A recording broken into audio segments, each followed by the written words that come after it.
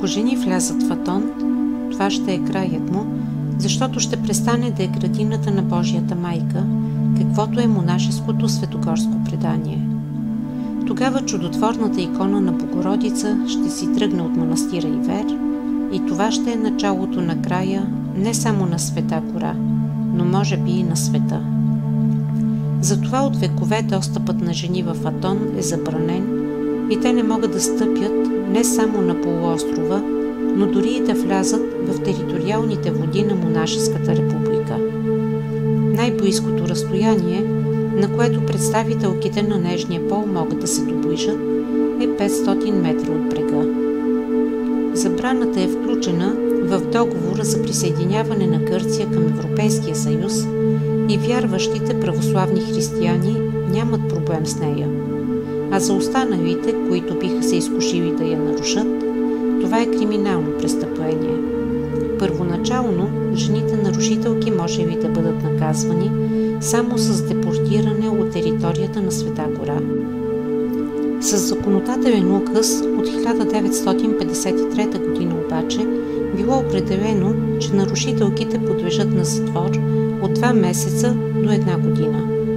Повод за въвеждането на наказателно-правната мярка станало нахлуването на няколко жени на атонска територия по време на провеждания в Солун същата година Международен конгрес по византология. Ограничението дразни феминистките, но въпреки опитите на различни организации да се преборят с него, защото е дискриминация по пол, в 21 век то продължава да се прилага така строго, както и преди стотици години. Когато реших да се включа в поклонническо пътуване, и аз таях у себе си гняв срещу това ограничение. Виждаше ми се като проява на краен фанатизъм от страна на светогорските монаси, които се прекланят пред Богородица, Божията майка, и в същото време третират жените като второ качество хора. Вярващи мои приятели ме уверяваха, че жените не са лишени от възможността да усетят светостта на Атон и могат да го направят с очи, сърце и душа. В крайна сметка, любопитството ме накара да проверя как една жена може да види Атон.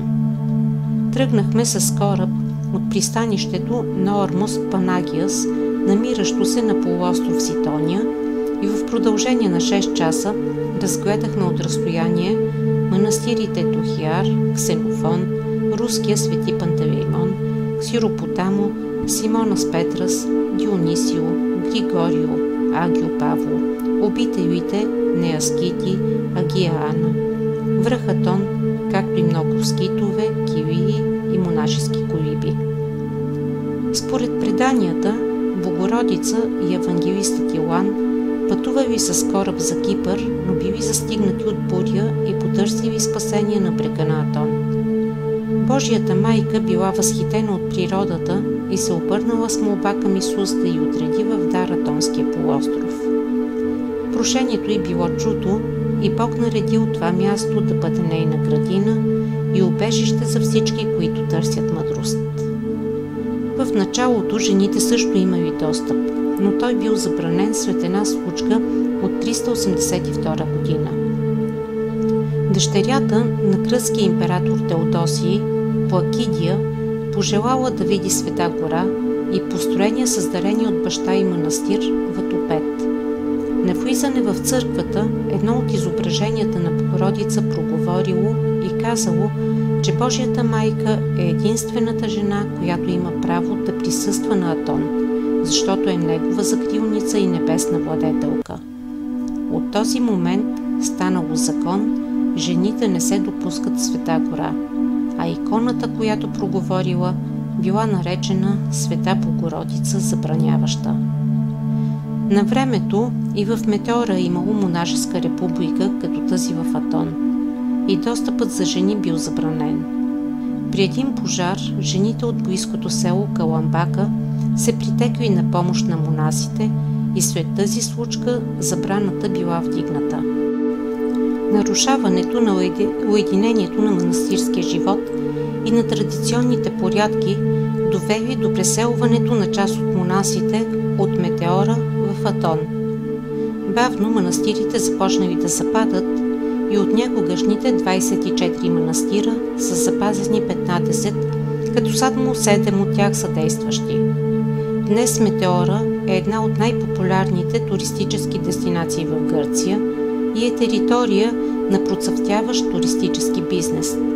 Любопитните тълпи от стотици хиляди туристи, които целогодишно я обсебват, отдавна са изтласкали на заден план светостта на мястото.